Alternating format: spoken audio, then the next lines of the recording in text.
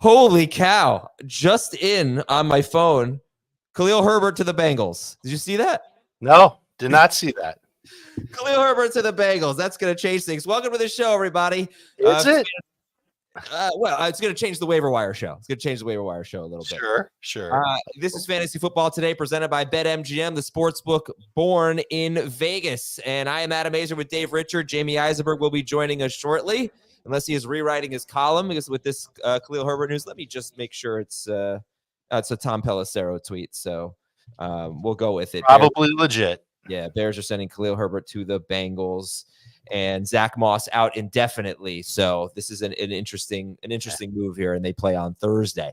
All right, so today we'll talk about the quarterbacks, running backs, wide receivers, tight ends, and DSTs and kickers that you need to add to your roster. It's not the best waiver wire week, but as always, there's some quarterbacks, basically everything but running back. You've got some options here, and if you're desperate for a running back, because there are 4 teams on bye, we've got your back. Okay, let's take it away, Dave. Who are your top 3 waiver wire priorities? Khalil Herbert will not make my top 3, but I want to preface by saying that if you've got a bye week that you need to fill in for, then you need to be active on the waiver wire. If you want to prepare for the buys in weeks 11 and 12, because 4 teams on bye in week 11, 6 in week 12, go ahead and do that. If you've got a wart on your bench that you just want to wipe off and start with somebody fresh, you can do that too. Otherwise, I kind of feel like this is a good week to just skip the waiver wire. So if your team's loaded, you've got playoff aspirations, maybe you want to playoff-proof your roster a little bit, you could go in that direction too. Top 3, that's what you asked. That's what I'm going to give you. Yes, sir. Quentin Johnston, Xavier Legette, and for now, ahead of both of those guys, I mean, who else would it be other than Mike Gesicki, who somehow is still available in 76% of leagues. And Gesicki plays on Thursday. Obviously, his excitement will be dependent on T. Higgins, but T. Higgins did not practice on Monday, so we're not expecting him right now. Quentin Johnston, Xavier Legette, and Mike Gesicki. And we've got Gesicki first. Okay, Gesicki and then Quentin Johnston and Xavier Legette. Sure. I do have... To be fair, like if you're loaded at tight end, say for Brock Bowers or David Njoku, you're not making a move for Gesicki. Jamey, you saw the Khalil Herbert news? Yeah. Okay. Finally got traded to the team we wanted him to go to. Woo! Hate it. You hate it? Hate it for Herbert. Oh, yeah. Any impact on Chase Brown, you think? No, I mean, he takes the Zach Moss role, so I'm sure eventually he'll have some opportunities. You can't imagine it's going to be Thursday, so still Chase Brown's going to have the opportunity to play on every down. But yeah, eventually it's going to be a little bit of an impact. Now, look, granted, I haven't checked his grades recently, but Khalil Herbert has never been a good pass blocker. So, no, you want to know how many third down snaps he played last year? I mean, I know he just doesn't play. He's not going to play that role. He's just going to probably be a change of pace back. He's a good running back, though. He is. So he's always been an efficient running back. So we'll see how it plays out. This is obviously just to replace Zach Moss on the roster. He's most likely done. Yeah. I hope that, hope for his sake that. I hope he's okay. Okay. And I just want to say that if I had listened to you guys, I'm having a good season. I've got some good teams, but going Zach Moss over Chase Brown is going to end up being a mistake. You guys said it over and over. He gets hurt. You like Brown better, and if I had done that, I'd have some real championship contenders. But so kudos to you on that call. Sorry that it ended up being an injury, but it was trending Chase Brown anyway. You knew that like in September. Like we were talking about that months ago. The Bears played over 230 third down snaps last year. Herbert was on the field for 49 of them. I don't think he's necessarily a one-to-one replacement for Zach Moss. I think he's a death replacement for Zach Moss. Actually replaces Zach Moss. He's a death replacement for Zach Moss. I mean, look, something happens to Chase Brown, they have their insurance. That's it. I think he's at best, once he gets up to speed, 8-9 touches a week. You just have to I guess wonder how much work are they willing to give Chase Brown, because he got so much work. But he is. Let's just. Is he going to be a league winner? We'll find out. But he is set up to have a good finish for your fantasy team. And right now, it doesn't sound like you guys are too concerned about Khalil Herbert ruining that opportunity for Chase Brown. So, Jamey, let's get back to the waiver wire. For Dave, it was Mike Gesicki, Quentin Johnston, and Xavier Legette. Who are your top priorities? I believe the same. Just trying to make sure I check what I sent in. Yep, exactly the same. Obviously Gesicki was a guy I was highly recommending last week, and he delivered a strong performance. It's pretty clear, now with the sample size of no T. Higgins, what Gesicki is capable of doing. So, I'll say the same thing I said on Sunday while we were kind of getting over your foul language. That if you're in need of a tight end, or you've picked up Mike Gesicki, you want T. Higgins to sit another week. Yeah, absolutely. So, if I could just maybe push back a little bit on Quentin Johnston. He had 5 targets. His final line was 4 catches, 118 yards on 5 targets. He was left completely uncovered on a 66-yard touchdown. It was a complete bust, broken coverage. Denzel Ward took the blame for that. And I don't know. That doesn't really do it for me, I guess is what I'm saying.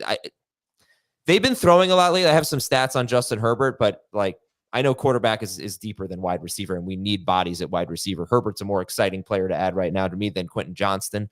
I don't know. Just the fact that it was that one big play that basically made his day. I guess to your point, long-term versus short-term factors into this. But if I need a quarterback for this week and I'm receiver needy and I could pick up 2 players and I'm first or second in waiver priority or have more FAAB to spend in my league and I can control that, I'm probably taking Quentin Johnston and Daniel Jones, or Quentin Johnston and Drake Maye, and missing out on Justin Herbert and trying to figure that out moving forward. It's not just 1 week for Johnston. It's what he was looking like at the week 2, week 3 mark, where he was starting to build towards something. And so the hope would be is that stays healthy, continues to develop as a second-year receiver in an offense that's opening up things a little bit. And so, yes, you don't want to just chase a one-play scenario, but pedigree matters for him, opportunity matters for him. Yes. And there's just a lot of things at play here that I think make Quentin Johnston attractive. Is he somebody that should be a must-start receiver across the board? No. But is he somebody you want to have on your roster just to see what happens? Absolutely. And he could become that must-start receiver, because we saw before he got hurt that he was doing a lot more than just running downfield. His route tree has gotten better. He's become a better wide receiver. This week he plays Tennessee at home, then Cincinnati at home, then Baltimore at home, on the road at Atlanta, and then at Kansas City. It's a great schedule for Justin Herbert. It's a great schedule for Quentin Johnston. All you have to do is hope that the Chargers stay true to what they've been since the bye, and that's a team that's willing to throw the ball anywhere from 27 to 35 times a game, and it should work out for Quentin Johnston. Okay, then fine. Let's do this bet. I'll take Legette over Quentin Johnston. You guys can have Johnston, and see. I only have 3 weeks till I'm in Florida, so lunch on the loser. That's perfectly fine. I don't have a problem if you want to go Legette over Johnston for anybody that's trying to add a receiver. I think they're very similar. You have, I mean, obviously for the Chargers, it's a run-based team that is starting to throw the ball a little bit more, but there's a crowded receiving core there. For Legette, there's more of a path. Are you doing this with the idea that Bryce Young is going to stay the starter or not stay the starter? Because I think that sways the upside of Legette. Yeah. Are you doing this for 1 week, or are you doing this rest of season? Rest of season. Right. So, but if it's 1 week, I'd probably take Legette against the Giants, assuming that he's healthy, and he should be. But he's got a bye after this week. Yeah. So, are you picking up Legette to keep him on your bench and then you're cutting him because he's on bye? I don't like that idea. That's why I'm Johnson ahead of Legette. I can't imagine that with the way it's funny because. I don't know how many people that listen to us or watch us, actually read the entire waiver wire column, but I list all the injuries at the position. And so what I do is when I open up one of our leagues, our fantasy leagues on CBS Sports, and I go to the injury page, I try to keep it, mostly to 20, 30% rostered players or more. Sometimes depending on the position, it goes to 10%. I have to keep scrolling and scrolling and scrolling at wide receiver. There's so many injuries. So I can't imagine anybody that's picking up either of these 2 guys, unless you're in a 10-team league or just really lucky, like you're dropping them, so bye weeks, not bye weeks, injuries, you're going to have to make some tough calls. But I think for, kind of going back to what we said on Sunday, the Elijah Moore example, if you pick up a player like Elijah Moore in a competitive league, you're probably rostering him for a few weeks just to see what happens. So in the case of these 2 guys, they're 50% rostered in that range. It's very difficult to imagine them getting dropped. Okay. Well, listen, if you haven't signed up yet for BetMGM, let's get that going here. Let's start that up. Let's use that bonus code FANTASY on BetMGM, and you're going to get up to a $1,500 first bet offer on your first wager with BetMGM. Download the BetMGM app and sign up using the bonus code FANTASY. Deposit at least $10 and place your first wager on any game, and you'll receive up to $1,500 in bonus bets if your bet loses. Just make sure you're using the code FANTASY when you sign up. All right. How much FAAB? This is a light FAAB week, right? Unless you're desperate. That's Okay. the only thing I can think of. Yeah. I mean, you're clinging to life and you need a tight end real bad, then do what you got to do to get Gesicki, I suppose. Tight end is the one position. The only thing plus and minus for Gesicki is, you may spend big on him Tuesday, and then we find out Wednesday that Higgins is active. So just keep that in mind. I mean, that would be the case if he's playing Sunday also. But that's a position you could see yourself spending on. I think in super flex 2 quarterback leagues, you're going to spend on Cooper Rush if you're stuck, with the bye weeks. So he may cost you a little bit. I know it's not pretty, but still, he's a starter that might have to give you 12 to 15 points. And then, if you feel good about your roster and you want to make sure you get one of these guys, there's a lot of handcuff running backs that are out there. So you don't have to spend a lot on them, but, just guarantee that, if you want Blake Corum or Kamani Vidal or, Braylon Allen. Clay Benson, Cam Akers. Yep. I mean, any of these guys, that are widely available, there's reason to go get them on your team if you can afford to carry them, and certainly want to make sure you lock it up. That's what I meant by playoff proofing your team. If you're relying on Aaron Jones, James Conner, Kyron Williams, you know who we're talking about here, J.K. Dobbins, and you're headed to the playoffs, you've got that 7-2 record or better. First of all, nice. Second of all, go ahead and get that handcuff now while they're cheap, because you'd hate to be the guy. Just think back to the fantasy managers that had McCaffrey and then didn't have Jordan Mason. And then they had to spend all their FAAB then to get Jordan Mason after week 1. So who is the top? If you could choose one handcuff, or who are the top 2, you think? I've got Benson at the top, and I go back and forth between Braylon Allen and Cam Akers. I'll put Allen ahead of Akers. So I have 3 really that I think all fall in the same category. It's Blake Corum 1, Kamani Vidal 2, and Trey Benson 3. You got guys that are playing either behind injury-prone running backs or have an injury track. I don't say injury-prone, injury track record. In the case of all 3 of them, really, Kyron Williams is getting so much work that just worry about breakdown, as we saw last year. Could he miss some time? That's a great offense right now. Vidal obviously playing behind J.K. Dobbins, getting so much work. He's never had to do this before. It's a very strong rushing offense.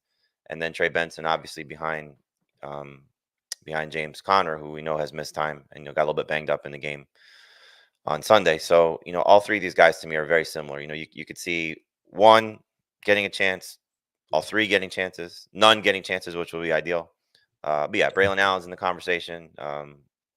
Cam Akers now has established himself as the second guy for Minnesota. So they're all have the chance to be helpful for you. And look, even in Chicago now we know it's Roshan if there's no DeAndre Swift for any period of time. So that's another one that's got to be put in the mix too. So all these guys, and Dave's point is right, but you could also flip it the other way and say, okay, I'm going to take a chance on Blake Corum, even though I'm not the Kyron manager. I'm going to take a chance on Benson, even though I'm not the Connor manager, because now I may end up with 2 or 3, starting options that I didn't have before. Yeah, and I'd throw Ray Davis in there. We know if James Cook is out, what he could do. Right. He's just rostered in 2. Well, Davis and Algier on a different level. Right. Agreed. I don't know. I don't think they're on a different level. Different roster level. Roster level. Yeah. Davis is 67% rostered, so he's close. And then you got guys like Jalen Warren, and you definitely, Tyjae Spears is a guy that maybe the only running back I'm going to actually be actively trying to pick up this week. Agreed. Because they just said Tony Pollard is getting too much work and they have to take something off his plate. So we're hoping that Tyjae Spears comes back, and you can't tell me that he doesn't have big upside if Tony Pollard gets hurt. So he's about 50% rostered. And then I think Khalil Herbert goes right into this conversation too. When Khalil Herbert gets work, he is good. Could you make the case that Herbert is the top running back ad? I don't really see why he's better than Spears, but Yeah, I mean, I'm not Sure. prioritizing Khalil Herbert unless. No, I'm just saying, could you make the case for it? You could. I guess so, but If you say look, they're going to use two backs, because they have been using two backs all year. Right. And here comes one who's fresh-legged and on a team that, I mean, their offensive line still has some issues, of course. I got to take a break here, guys. My apologies. Gainwell too. Don't forget Gainwell. Gainwell. Yeah, I mean, Saquon just did a crazy play that injured his back, and now But is there like a Shipley? Yeah, I'm not sure it'll all fall on Gainwell. Oh, I don't think it'll all fall on any of these guys, to be honest with you. I mean, Trey Benson's going to most likely lose to Amari DiMercato. There's lots of different ways that these could get diced up. But I mean, Gainwell's somebody that the coaching staff seems to trust, and he was the first one in when Saquon did his little loop-de-loop and got hurt. All right. Hopefully Barkley's injury is nothing serious, by the way. We'll be right back, and we'll give you the news and notes, talk about the coaching firings, give you the top three at each position. Recap Monday Night Football. Is Patrick Mahomes back? Is DeAndre Hopkins back, but also maybe going to get shut down by Patrick Surtain this week? We'll tell you when we come back on Fantasy Football Today. Welcome to JJ's. I'll have a... Wait, there's no way I can get a burger? No chance, but you can have the NFL on CBS streams live on Paramount+. Oh, hang on. There's a toy. All right, folks, welcome back. Let's go through the news and notes here. The Raiders fired their offensive coordinator, Luke Gesicki, their QB coach, and their offensive line coach going into their bye, and the Saints fired Dennis Allen. Dave, do you think this has any fantasy impact? Well, I'm curious what the Raiders will do. It sounds like somebody with the last name Turner will take over their play calling, whether it's Scott Turner or his dad, Norv. Maybe they'll work together to put together this POS offense and find something decent out of it. No, nothing there. And the Saints, it's a combination of injuries and really just not great players left over that's capsizing that team. I don't know why they're not sellers today. They should be dumping every expiring contract they can. And by the way, if there's any big news, we'll be here for it with a breaking news podcast, because there's nothing else going on today. Quarterback news: Dak Prescott left with a hamstring injury, and he could miss multiple weeks. So Cooper Rush in 5 starts in 2022. He was okay. He didn't throw all that much, but he seemed competent. 28.6 pass attempts per game. He only completed 58% of his passes, 6.7 yards per attempt. But there was a lot of, wow, Cooper Rush really isn't that bad. So I think you could do worse as a backup quarterback. Other quarterback news: Caleb Williams has an ankle injury, but seems to be okay. Joe Flacco is going to be the starter going forward for the Colts. They have Buffalo and the Jets, so that's not going to be easy.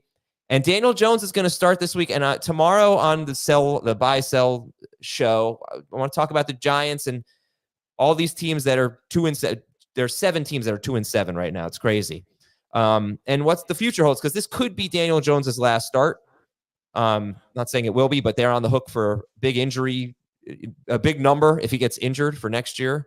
So they're going into a bye after that. And then I would really want to talk about Kamara and what to do with him, like on a terrible. You know what's happening with Daniel Jones. They're winning the game, and then they're going to play him out, and then something's going to happen. Yeah.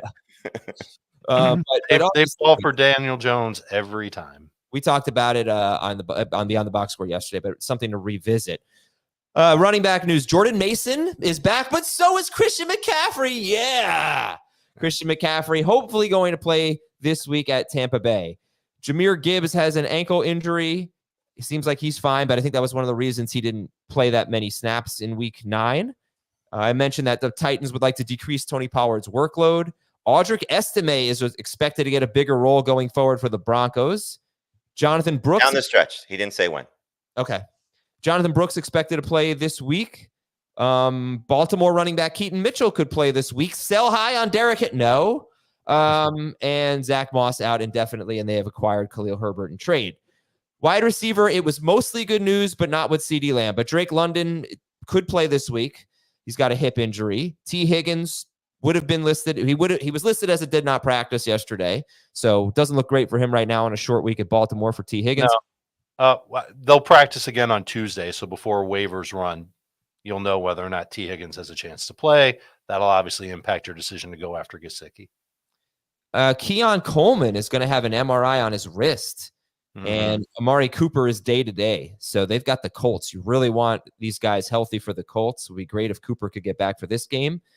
A.J. Brown could play this week. He looks like he avoided serious injury. They're at Dallas. And then there's CeeDee Lamb. And he also could play this week, but we just don't know. So, Dave, you working on the trade chart yet? Nope. Where do you think CeeDee Lamb will be? A top 10 wide receiver? We've got no Dak, and we've got an injury situation. Is he a top 10 wide receiver rest of season? I'm not sure if we can list him quite that high. Top 12 seems a little more sensible. I'd be buying CeeDee Lamb wherever I possibly can right now. Even if there's no Dak, let's say the rest of the season. So you got to gamble that Dak's going to return, and that's the choice you have to make. But if he does, the playoff schedule is great. So I would not be opposed to trying to get him cheap, but you got to get him cheap.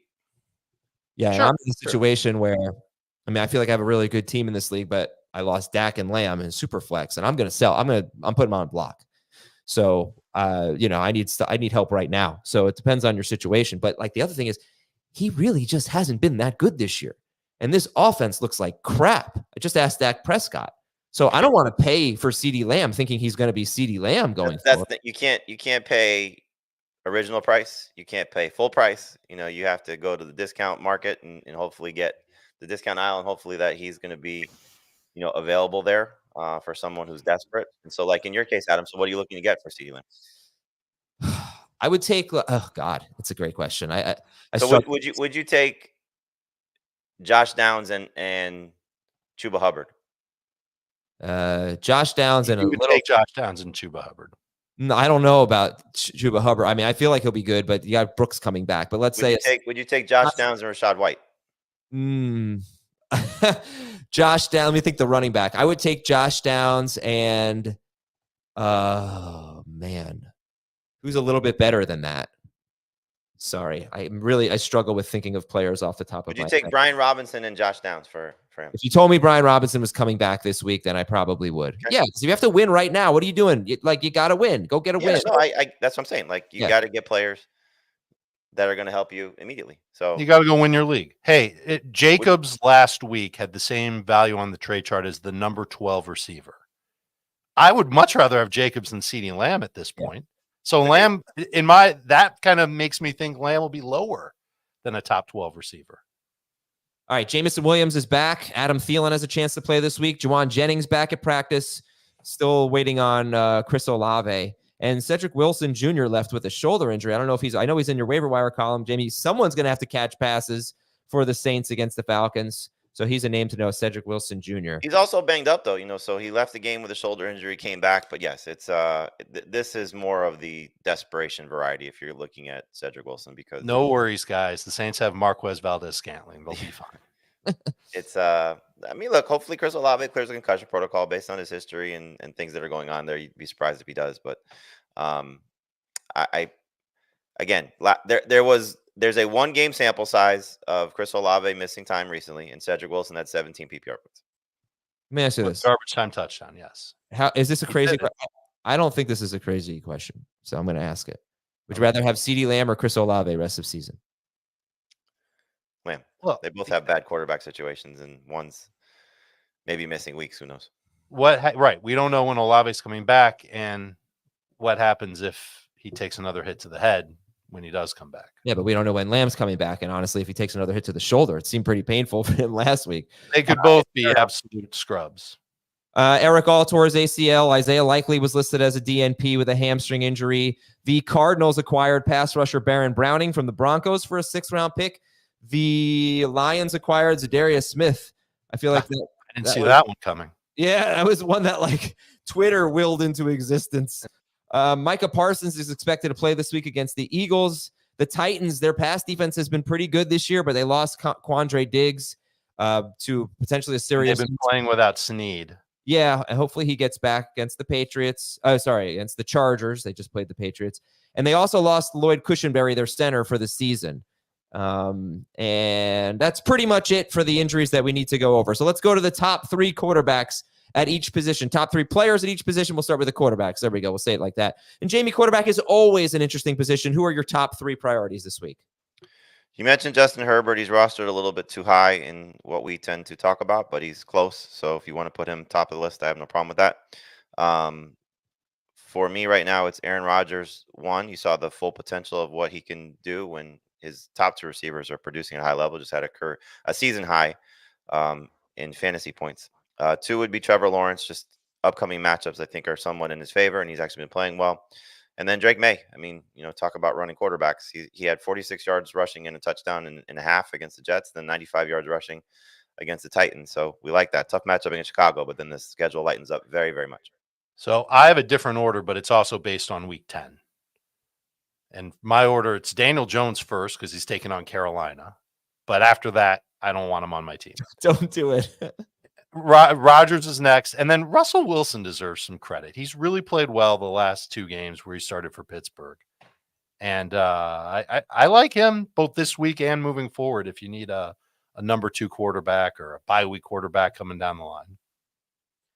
Yeah, if you don't feel good about your quarterback this week, you got kind of some. Maybe you're in a deep league, but we haven't even talked about like Tua could be available in some leagues. He's at the Rams. Stafford's 80% rostered, so those are not guys who are widely available. But you should feel pretty good. I'm guessing your top 12 is pretty robust this week, even with Cleveland, Green Bay, Las Vegas, and Seattle on bye.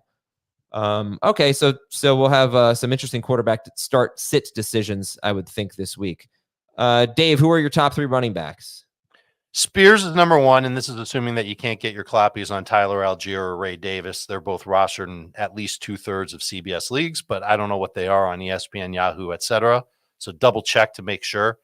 Spears 1, and then after that, it's gross. I go back to the well with Justice Hill, and then Jeremy McNichols after that, assuming that Brian Robinson is out. But I still really like the idea of going after one of those handcuff running backs. We talked about it during draft season. Why not get into it now? Listing some names off again. For me, Benson is at the top of the list. Braylon Allen. Roschon makes sense. Jamey's right. Now that Khalil Herbert's out of town, Khalil Herbert makes sense. And Cam Akers is the number 2 running back in Minnesota. Aaron Jones hasn't looked amazing the last couple of games. So I wonder what's going on there and if the wear and tear is starting to catch up with him. I'd like to have Akers if I've got Aaron Jones.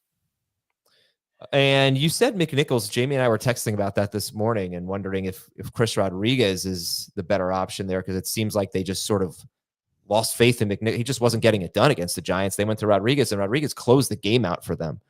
So we weren't quite sure. We don't know how that's going to play out. I guess he's been moved to the practice squad, Jamey. But that's just procedural. Right. He was on the practice squad prior to the game when Robinson couldn't go. They activated him, and then they sent him right back to the practice squad on Monday. You're right. He did look better. He did close the game.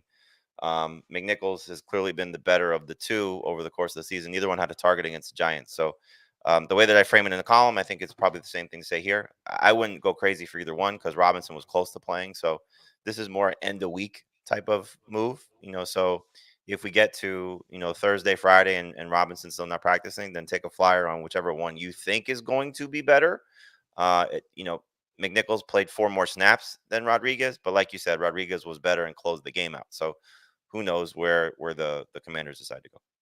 I wish we had some certainty because it's a valuable spot to have because, you could be looking at maybe 12 total touches in a matchup that's not great, but, still could have some end zone potential.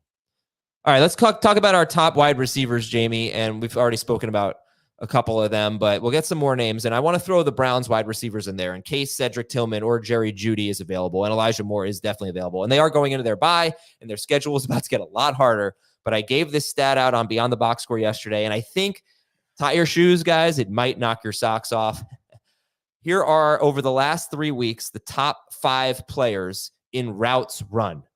And I don't have this in front of me, so I might get the order wrong, but players, routes run over the last 3 weeks. Is this every position or just receiver? Every position.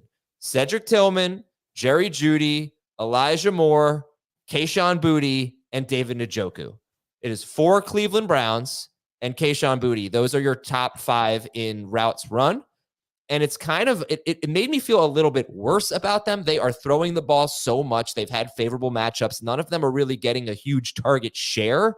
They're all getting a lot of targets, but it's all three of them. And then Njoku factors in as well. But with the schedule getting tougher, if you see Quentin Johnston or Xavier Legette out there and you can get Cedric Tillman or Jerry Jeudy, then what would your order be? Tillman would be one. Then the same other two guys that we talked about. And yeah. Okay. Johnston, Legette. And if you sort it by route rate, so routes by routes over dropbacks, only Jeudy is in the top like 15 amongst wide receivers over the last 3 weeks. All positions, wide receivers, running backs, and tight ends. But he's got the highest route per dropback rate in the league at 99.4% over the last 3 weeks. Okay. So just some context to something we talked about. According to the NFL Network, Zach Moss is going to miss the rest of the regular season. Right. Okay. So Tillman, Quentin Johnston, Xavier Legette for you guys. And then if we go a little bit deeper, Demario Douglas would be on the list as well. And we'll give you some more names later. But there's a lot of like, this guy could be good or has done something recently. Players you can add, so DeMarcus Robinson and Nick Westbrook-Ikhine have scored touchdowns recently. It's worth looking at them given their situations. Clearly, when the Rams passing game is flowing, DeMarcus Robinson is playing better. It's just frustrating that he wasn't doing this when the guys were absent earlier in the season. Westbrook-Ikhine has now scored a touchdown in 4 straight games and just had, I believe, a season high 5 catches. So, somebody that could continue to step up in the absence of DeAndre Hopkins. You mentioned Douglas, 2 full games with Drake Maye, 2 games with 9 targets. So something to buy into there. There's just a handful of receivers that, we'd love to have the main guys that we were counting on healthy, but clearly that's not the case. So you might be taking some dart throws and hopefully they hit. And arguably the 2 best matchups for a wide receiver are Minnesota and Detroit. And those are Parker Washington's next 2 matchups. And he's only 7% rostered. So if you're in a deep league, Parker Washington is a name to know. All right, let me just ask you, let's throw Jawan Jennings in the mix, guys. If Jawan Jennings were available, is he ahead of Cedric Tillman? I would say yes and no. Yes, if you need a receiver this week, clearly, because Tillman's on a bye week. So if you need to win, you're taking Jennings first if both are available. If you're looking long term, I'd probably go Tillman. It's funny because in one of my father's son leagues with my 12-year-old, he had Jennings. He wanted to pick up Tillman. I said pick up Downs instead. He picked up Downs. And immediately both the other receivers were added. So we'll see how that plays out. You did the right thing. Okay, Dave, who are the top 3 tight ends? Gesicki is number 1. Hunter Henry is number 2. And then clearly a tight end, not a running back, not a quarterback. Definitely a tight end, Taysom Hill, number 3. Taysom Hill, what do you have, 4 or 5 targets last week? I got to check. Yeah, 4 catches, right? In that neighborhood, I think. They need to throw the ball to someone, and he had a short yardage rushing touchdown. 5 targets, 4 catches, 41 yards, all season highs for Taysom. I was wondering if that was a career high for him in targets. Let's check. It was not. He had 8 targets in 2023. Okay. And DSTs, Jamey, who we streaming? It's not the best week. The guys I have, the teams I have at the top are the Lions. They get Houston with that banged up offensive line with Nico Collins coming back. The Giants get Bryce Young, who's got 3 interceptions in the last 2 starts. And the Falcons, if you want to trust them, they get the Saints and what's left of that offense. Okay, the Lions. I feel like they've been just good, right? I mean, they're just a good defense, and they're 56% rostered. Yeah, these are all teams that are rostered in less than 65% of leagues. You could see if somebody dropped the 49ers, the Steelers coming off their bye week, those would be, favorable teams to carry. I don't love the matchup for the 49ers this week because Baker's just still playing great. But, the Steelers are the Steelers. And, you can look at the Bills, you can look at the Vikings, any of these teams that are, potentially on your waiver wire. But these are the ones that we go with our range. In case you were throwing up at the idea of getting the Lions, they've given you at least 8 fantasy points every week this season. 12 plus in each of 2 games without Aiden Hutchinson. And now they're taking on Houston. Houston's allowed 12 plus to 2 of the past 3 DSTs that they've faced. It's because of that offensive line more than anything else. But it's also because they haven't had Nico Collins, and Nico we're hoping back this week. We don't know that, though. We don't know that he'll be back. He's eligible to come back this week. We're ranking him, so he's expected. The Lions have scored a touchdown in 2 straight games defensively. Can't rely on that, but they just are. So that's why I think they're winning the Super Bowl. Although that team in Kansas City is pretty good. We'll talk about them in a little bit. Oh, here goes the mush. Sorry, Lions fan. You know I've always been a big Lions fan. All right, Jamey, who are the kickers to get? Well, everybody cares about the kickers. Chris Boswell coming off his bye week has been awesome. Cameron Dicker gets the Titans, and Blake Group Groupie. Pukey. The Falcons are second in most fantasy points allowed to get to opposing kickers, so we'll see if they can move the ball enough to give them some opportunities. Right. Would you be excited to add Groupie knowing that the Saints offense is so... I would not be surprised. Well, first off, the Falcons defense stinks, so I would not be surprised if we get a lot of movement between the 20s for the Saints and no touchdowns. So as long as they still have Alvin Kamara, they're going to be able to, I think, have some success because, again, the Falcons are awful. So field goal opportunities, yes. Touchdowns and extra points, no. Okay. And we'll take a break. And we've got shallow leagues. Shallow leagues, deep leagues, Kansas City, Tampa Bay, drop-o-meter, and a recap and some more names to know from the waiver wire. We'll be right back. CBS Sports HQ, giving you college football coverage unlike anyone else. We're talking Big Ten. Pre- and post-game coverage. Are you encouraged with the way that this team responded? Along with breaking news. A lot of movement in the rankings this week. Highlights and expert analysis. That streak could be in jeopardy here. Sure. What was your main takeaway from this game? How impressive was his domination? That really changed the football game. Let's go ahead and have some more fun. Another wild ending. The chaos continues. Turn to CBS Sports HQ. If you haven't already, please go vote today. Make your voice heard. Be part of our system. I remember the first time I voted, and it changed history. For all of you kids out there who are opening your Halloween candy and you're eating a blue M&M, I just want you to know that I had a lot to do with that. That was the first time I voted for anything. You know, you may not know this, but there wasn't always a blue M&M. But I don't know, maybe 25 years ago or so, maybe a little more, they said, hey, we're going to do a phone campaign for the new color of M&M. You can call in and vote. And I did it, and we won.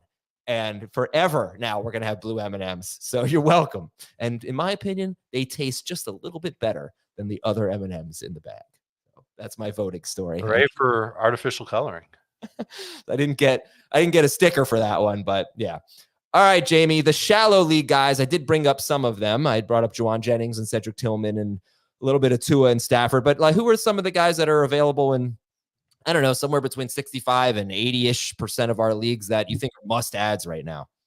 Stafford, Tua, and Herbert at quarterback. Stafford, you know, despite punching Nakua getting thrown out, still got over 21 fantasy points. And Tua, tough matchup, 21 fantasy points. Much better situation for both those teams taking on each other. Herbert has been very good the last 2 weeks, 23-plus fantasy points. So hopefully keeps it going and continues to throw the ball around 33 times per game. At running back, it's not as robust as it has been the last several weeks, but Tyler Algier and Ray Davis are both in the range of guys that we tend to talk about. And both guys are getting you some production in tandem with their starters, but we see the upside in the path to success if their starters in Atlanta and Buffalo, respectively, were to get injured.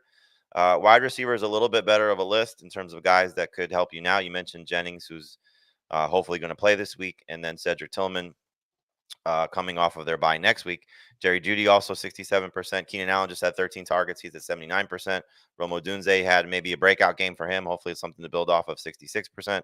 So those guys are in that range of, you know, players that we tend to talk about. Tight end is not so good as it has been because most of the guys have started to get rostered a little bit. I'll go back to Zach Ertz this week, not as a must-start player, but somebody to pick up, you know, just based on what he was doing prior to last week. I didn't like the matchup against the Giants. He played himself out. Only had one target. And Cole Kmet, I don't want to trust him, but the matchup is fantastic. The Patriots have been miserable against tight ends lately. So if you are stuck, you know, again, 4 teams on a bye, no Njoku, no Tucker Kraft, no Brock Bowers, you know, so you might need a tight end in a desperate situation. Cole Kmet might be helpful for you. Behind those other guys that we're going to talk about that are available, you know, so don't take him over Gesicki or Taysom or Hunter Henry, but, you know, certainly can be useful if you need. Yeah, I got to say, I have one league where I have Trey McBride and Jake Ferguson, and I haven't been able to trade one of them. Tried. I think I'm going to drop Ferguson. You know, for a while, I was like, I don't want to put a really good tight end on the waiver wire, but now with this Dak injury, I don't know how you feel about that. Yeah, so he's at 85%. It may have shifted with some of the numbers that changed overnight, but just keep in mind, McBride's bye week is in week 12. and you may need a tight end replacement. So if you can't get your hands on somebody that's better than Ferguson. Right. Is anyone going to pick him up? Are you guys going to even pick up Ferguson if he were available on your waiver wire? If I miss on Gesicki and I need a tight end this week, then yeah. And then it's a week sooner than week 12 when Arizona's on bye. So if you've got that specific situation, or if you've got McBride and another tight end, I might wait to let go of that other tight end until after Arizona's week 11 bye. All right, I didn't want to make it about my team. I just want to know your thoughts on Ferguson going forward. Where is he part of the streaming conversation now, or is he still a must roster guy? He's yeah. I'll say maybe roster guy. Right. It depends on what you're looking at, and again, multiple weeks with a hamstring injury could just be 2. It sounds worse, but it could just be 2 weeks, and so you may get to a point where week 11 there's Dak Prescott. Again, I think that's being very optimistic, but who knows? And look, Cooper Rush, we know how at times young quarterbacks or inexperienced quarterbacks lean on their tight ends. There's not a lot of great options in this passing game. So if there is what happens if Jake Ferguson, and again, huge stretch, but what happens if Jake Ferguson becomes Kate Otten if CeeDee Lamb misses time? Well, you know what? That's a great point. I think he's just getting peppered with targets. The Lamb update before we move on from Ferguson. Right. That's why he's a maybe drop and not just a straight out and out drop. And the same advice with McBride and another tight end. It goes for Otten and another tight end too, because Otten's on bye in week 11. And sure. The only problem for you, Adam, is I'm pretty sure Houston. I know it might be a little bit of fake statistics, but I think they're first in terms of fantasy points allowed, fewest fantasy points allowed to tight ends, and that's who Ferguson gets in week 11 when McBride's off. That's okay. I mean, crushing that league anyway. I don't even need to win that week. Let's Dave, here's the thing about Jake Ferguson that nobody's saying, right? Is Jake Ferguson is available in my league. None of these guys are. Who are the deep league guys, Dave Richard? Get ready for a bunch of Panthers, everybody. Deep league at quarterback, I'm skipping over guys like Daniel Jones and Drake Maye to give you Bryce Young, Cooper Rush, Gardner Ritter, or Desmond Minshew. It's that bad at quarterback, but Bryce Young's played okay in his 2 starts. I can't imagine the Panthers are going to pull the rug on him again. I don't think he's played that bad. At running back, again, digging deep, Khalil Herbert is now probably at the top of the deep league ad list at running back, 88% available. Cam Akers is out there. I guess Audric Estime and Ty Johnson are other guys, but again, this is deep league type of stuff. All these guys are available in 80+% of leagues. At wide receiver, Demarcus Robinson at 81%.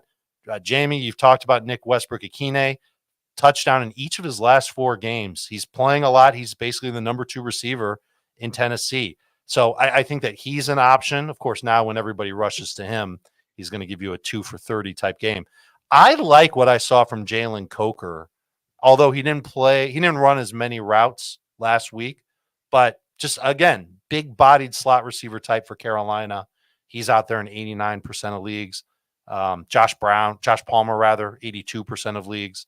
Cedric Wilson, 99%. Parker Washington, 93%. Okay, you get it. And then at tight end, Jatavion Sanders had some really nice plays for Carolina. He's 96% availability. And then Jonnu Smith, Theo Johnson to round it out at tight end. Yeah, Sanders is interesting. The Giants are actually, on paper, they're good against tight ends. They give up the 3rd fewest points. They see the 2nd fewest targets per game. They haven't allowed a touchdown to a tight end. I don't really know if they're actually good against tight end, like good at it, but they're not. Here's a player that plays a lot for Carolina. Yeah. He played more than Coker did. And I know everybody's all caught up with the backwards hurdle that Saquon did. There was a nice hurdle from Sanders over a defender when he caught a sideline pass, jumped the dude and gained extra yards after the catch. So his athleticism is starting to show. He's a nice young player for Carolina. If you whiff on all those other tight ends, Jatavion Sanders could be somebody that you use against the Giants. He's been solid in 3 of the last 4 games. And I think if you're really in deep leagues, I think one of the questions is who's going to catch passes other than Alvin Kamara for the New Orleans Saints in a very favorable matchup against Atlanta. Are we looking at Juwan Johnson? Are we looking at Cedric Wilson? I mean, I feel like we've been chasing Juwan Johnson every week. Every week they've had an injury. Rashid Shaheed goes down. Okay, Juwan Johnson.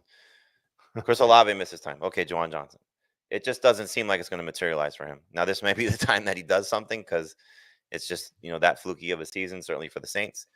But I would just look at deep league, Cedric Wilson, probably going to be the guy that Derek Carr leans on first. Mason Tipton could be that guy. They may add a wide receiver. They mentioned MVS. He may get a play or two down the field that he does something, and we say, okay, we should have played him in DFS. But I think the only real Saints player that you should be adding is Taysom Hill, because he'll get carries, he'll get opportunities.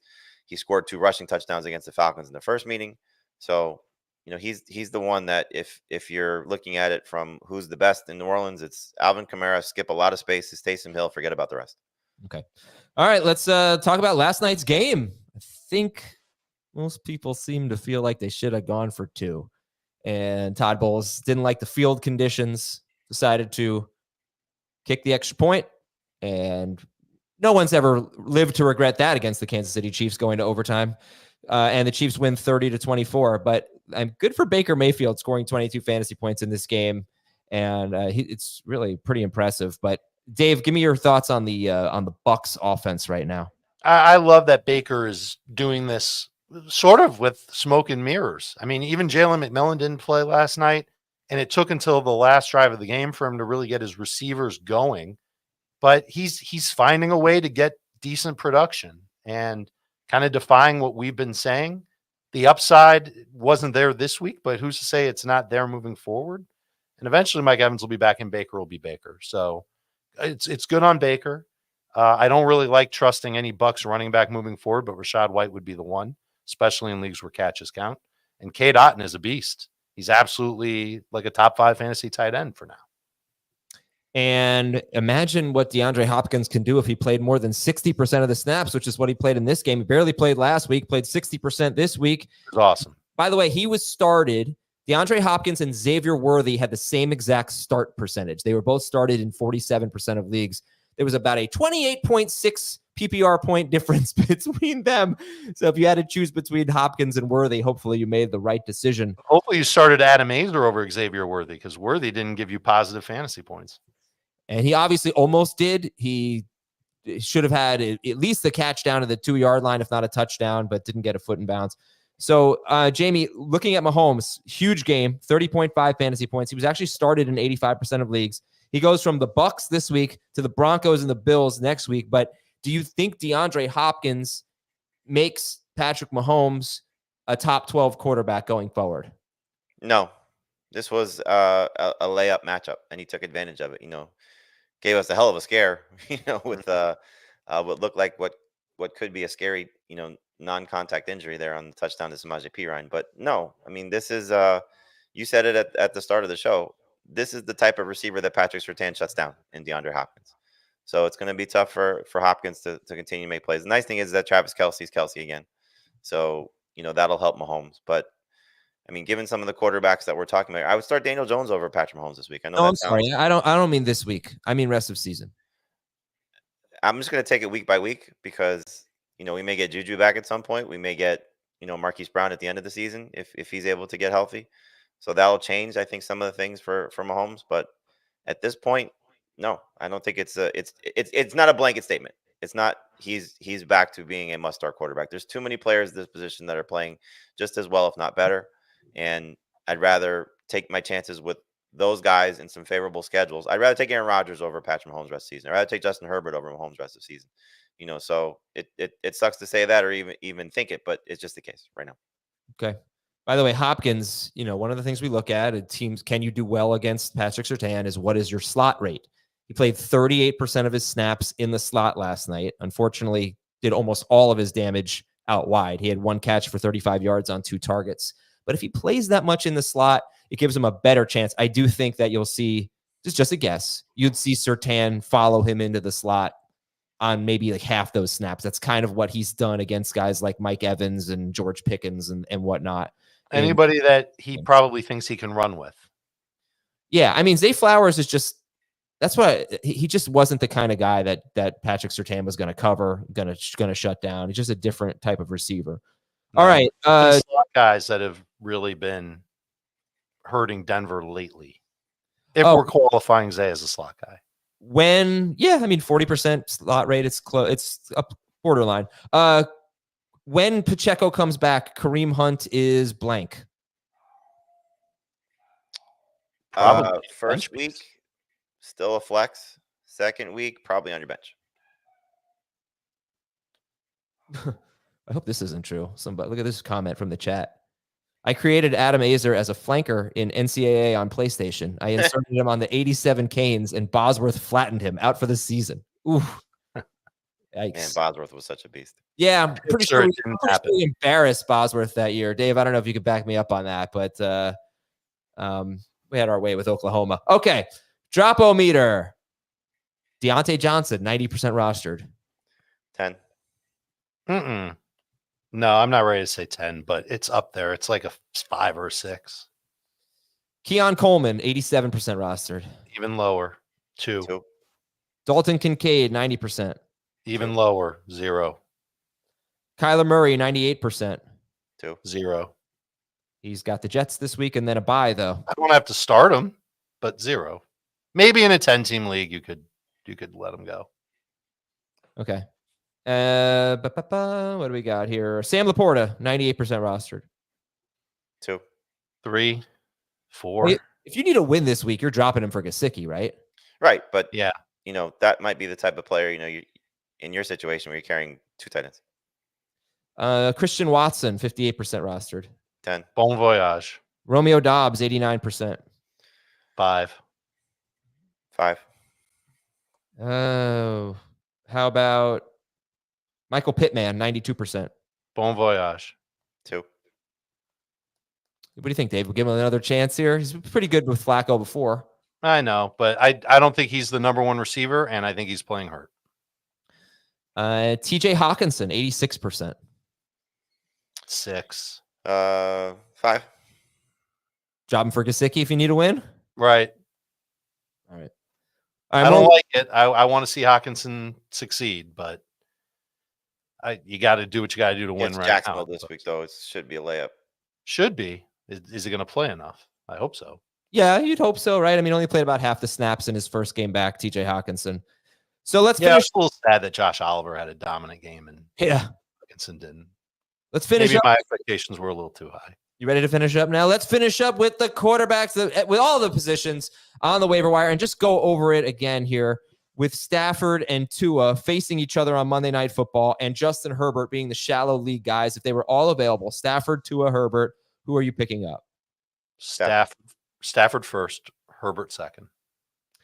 I'll tell you this about Herbert. He has in the last 4 games, now some teams have been on bye, but he has the 3rd most pass attempts in the NFL, 2nd most passing yards behind Lamar Jackson, but he's only 23rd in touchdown rate. And another thing I like about this, in these 4 games in which, again, Justin Herbert has the 3rd most pass attempts, the Chargers have given up 16, 17, 8, and 10 points in these games. They're throwing, and it's not like their defense has been bad.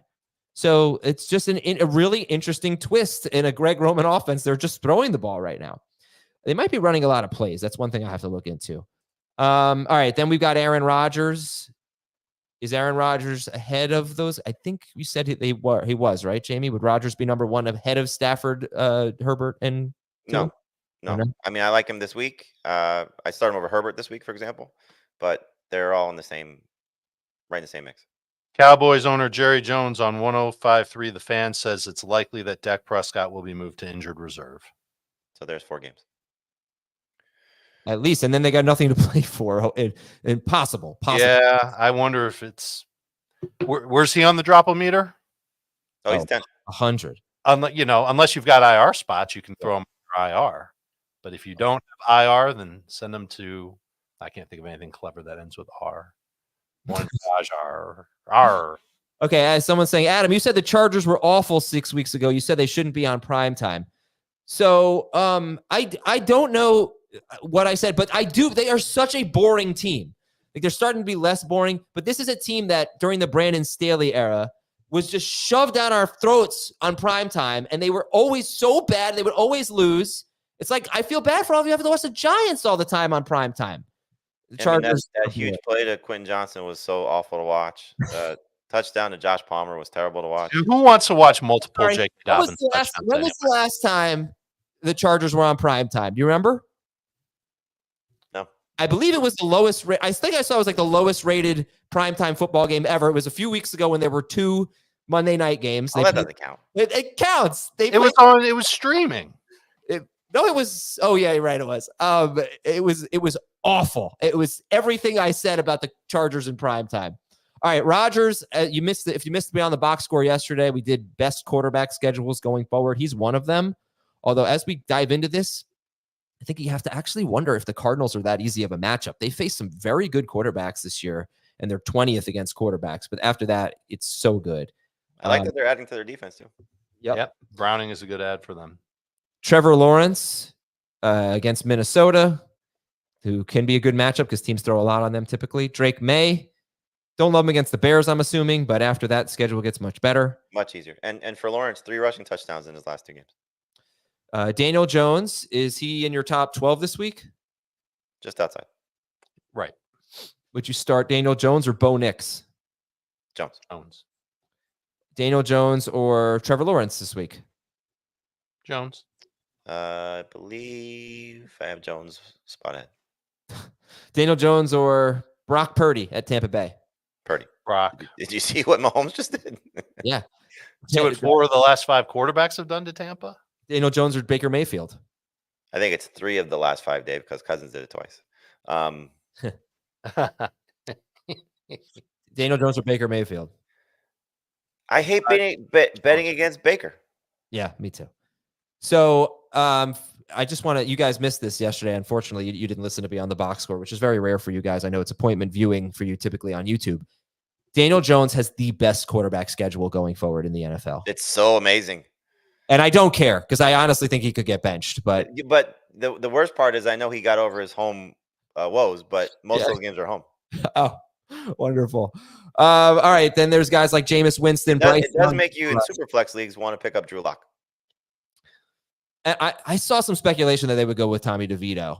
I don't know if it was credible at all, but we got to talk about Malik Neighbors tomorrow. We got to talk about it. And then we might get Will Levis back this week, and whatever. That could hurt Calvin Ridley. Running backs, it's a bunch of handcuffs, but what are you doing about Jordan Mason versus Isaac Guerrero? So I have Guerrero at the top of the list. Number 2 back.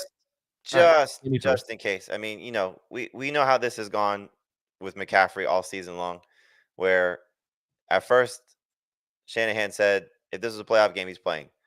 I'm stashing Guerrero. If I don't need anything this week, that's the one player I'm putting on my bench, because in 2 weeks, 3 weeks, a month, he may be the best running back in San Francisco. So I want to have that team in 2 weeks, 3 weeks, a month. If he's doing nothing, well, that's the gamble, right? So yeah. So I mean, it feels like the same type of gamble as every other running back that we're for sure. But the 2 guys ahead of him right now are coming off Achilles problems and shoulder injury that he can't stay healthy. Like, why would you, if you're talking about waiting out a Kyron Williams injury or a James Conner injury or an Aaron Jones injury, these 2 guys are banged up right now on the best running team in the last 5 years. Like, sure. Why would you not have that? So, but it's 2 guys. It's not 1 guy, and they're both hurt. All right, other running backs. Like, are you stashing him ahead of Trey Benson? Yes. Okay. Jalen Warren, 63% roster. I mean, you want to say 2 guys? It could be DeMarcado and Benson. Like, there's no guarantee it's Benson. Yeah. No, it's really just a matter of if McCaffrey were to get hurt again, would they go to Mason? You're saying Mason's playing through this. His shoulder injury, we don't even know, but he did practice yesterday. So I understand where you're coming from. Jalen Warren is a running back that is not only a handcuff, but someone who's going to get probably about 10 to 12 touches. So Warren and Spears are the Spider-Man meme. Yes. And one's healthy. Right, exactly. Jamie's got Jaleel McLaughlin on here. I changed that. I'm sorry. When you brought up the Estimate news and you texted me this morning, I took McLaughlin. I kind of combined the guys. So I dropped Estimate a few spots below where McLaughlin is. And just, if you want to take a chance on McLaughlin, who's a, smaller Spider-Man, he's a multiverse Spider-Man compared to Spears and Warren. He'll get you some work, some production, but it's just too crowded to say must add. Justice Hill. You never know with him. He could always also a multiverse Spider-Man guy. Plays for the Ravens. He could always score. You got Jeremy McNichols and Chris Rodriguez if Brian Robinson doesn't play, and then just a bunch of handcuffs. Okay, it is honestly the stretch that we're in, and you said it last week, which is 1,000% accurate. We don't want good running backs on the waiver wire. Yes, I'm loving this. This is the year of the running back so far. Oh God, it's just said that out loud. Sorry. It's just stash these guys. We're in November, so stash these guys for as much as you are able to. And if something happens, then you're okay. And if you have a lot of FAAB left, don't spend it on guys that you don't really feel you need. You want to get to the playoffs, and there's a handcuff. This happens all the time. There's a handcuff running back available that we think is going to be really good in a given week. You want to be able to outbid everybody. And also, if you have, I have the tendency to overspend a little bit. You got to get to the playoffs, right? But you get to the playoffs and you've got $3 in FAAB, and someone who's been in first place all week has $50 in FAAB. Every single waiver wire player that you want, the other guy or girl could get. So right now, like, plan for the future. If you know you're making the playoffs, keep your FAAB and wait for a week where there's actually someone that you really, really want. I don't think this is the week. Maybe the best advice of all on the show. It comes an hour in. Well, you said it earlier. You said, Yeah, right. Yeah. Right, You said maybe sit out the waiver wire this week, right? If you don't, you could. Have we gotten to the receivers? Can we talk about the receivers that are out there? What do you want to hear? What do you want to say about the receivers that we have? Well, Romo Dunze's out there in a little less than 40% of leagues. He had a good game, and I wonder if the Bears start trying to get him going a little bit more. With Keenan Allen, it's worked out in one game, and we love DJ Moore. We want to see DJ Moore succeed. I wonder if Odunze could be the one that just kind of has that connection with Caleb moving forward, and he finishes his rookie year strong. That's somebody I'd be interested in putting on my bench right now. Okay. So we've talked about Quentin Johnston, Xavier Legette, the Browns wide receiver. In fact, I'm putting him behind. He would be my number 4 player to add this week. And then you've got Demario Douglas, Demarcus Robinson, who only had 3 targets in the game that Puka played. He had 9 targets last week, but he's caught 4 touchdowns in the last 2 games. Parker Washington, I mentioned, got Minnesota and Detroit coming up. Minnesota allows the 6th most receiving yards to slot wide receivers. Detroit allows the most wide receivers to most yards to slot wide receivers. Sorry if I said that wrong earlier. By 250 over the next worst team. It's unbelievable how bad Detroit's been against slot receivers. It could just be a competition thing, but that's eye-opening. So that's Parker Washington over the next 2 weeks. There's Elijah Moore, still got 9 targets last week. He's 23% rostered. He's going on a bye. Jalen McMillan. Look, Jalen McMillan, if he plays against San Francisco, he had 7 and 8 targets the previous 2 games. He didn't do much with it, but he still could be their number 1 receiver. And then Nick Westbrook-Akine. Jalen Tolbert could be a number 1 receiver. Brandon Cooks, I guess we should probably mention too, because he's probably eligible to come back soon. Oh, great. Let me think about him. Cedric Wilson and the rest of the Saints, Ricky Pearsall, Ray McLeod. If Drake London, Ray McLeod already plays almost every snap because they're always in 3 receiver sets, but obviously a lot of targets freed up if London misses time. And Noah Brown for the Commanders, 6 to 8 targets in 3 of his last 4 games, including that Hail Mary catch. Your thoughts on Wan'Dale Robinson, 58% rostered against Carolina this week? I think he's droppable, but it depends on what you're looking at. Darius Slayton's injury may help because Slayton's seen a little spike in targets the last 2 weeks. Is he officially in the concussion protocol? He suffered a concussion. I don't know. He was ruled out with a concussion. I don't know if he's in the concussion protocol. I would assume so. I can't imagine that. No, I'm sorry. I didn't know he was ruled out. It happened really late in the game. So that's that. Yes. And Wan'Dale had a touchdown called back last week. Yeah, on a bad call. It should have been a touchdown. Yeah. Tight ends.